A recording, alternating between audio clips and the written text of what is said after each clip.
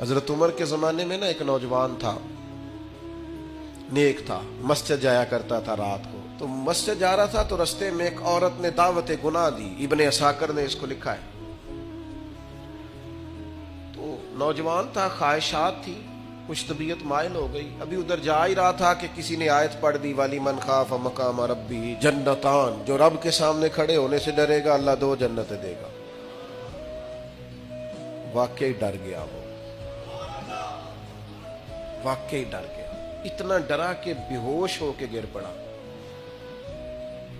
بیماری سے لوگ بے ہوش ہوتے ہیں، پیسے ڈوب گئے بے ہوش ہوتے ہیں، بچے کے غم میں بے ہوش ہوتے ہیں. سچ بتاؤ، کبھی خوف خدا سے بھی بے ہوش ہوتا کوئی دیکھا ہے؟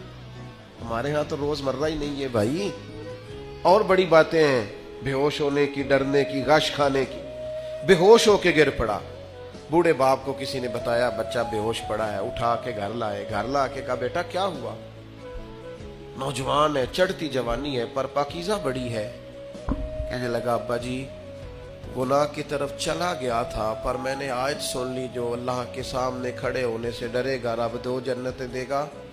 میں ڈر گیا تھا، رب واقعی 2 جنتیں دے گا. باپ رو پڑے. ابا جی کی آنکھوں میں آنسو آئے اور کہا پتر اللہ بڑا مہربان ہے، اس کے وعدے سچے ہیں، واقعی 2 جنتیں دے گا. اس نے پھر ایک چیخ ماری اور اس طرح کی ماری کہ اس کی روح ہی پرواز کر گئی. روح ہی پرواز کر گئی. کشتگان خنجر تسلیم را، عشق کی خنجر سے قتل ہو گئے لوگ. صبح حضرت عمر کو پتا چلا کہ انہوں نے تو رات جنازہ بھی پڑھ دیا، تدفین بھی کر دی. جناب عمر فرمانے لگے اتنا نیک نوجوان خوف خدا سے دنیا سے چلا گیا، مجھے کیوں نہیں بلایا، میں جنازہ پڑھتا. فاروق اعظم فرما رہے ہیں میرا شوق تھا میں اس کا جنازہ پڑھتا. کہ حضور آپ کو تکلیف نہیں دی. فرمایا بتاؤ قبر کہاں ہے؟ تے کامل پیر انہاں دے باہو قبر جنہ دی جیوے. حضرت فاروق اعظم قبر پہ تشریف لے گئے اور کھڑے ہو کے فرمانے لگے نوجوان مجھے امید ہے میرے رب نے تجھے 2 جنتیں دی ہوں گی. ابن عساکر کھول کے دیکھو تاریخ بغداد نے کیا لکھا ہے.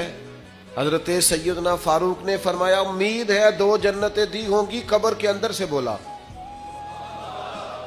کامل پیرونا دے باہو قبر جنا دی جیوے.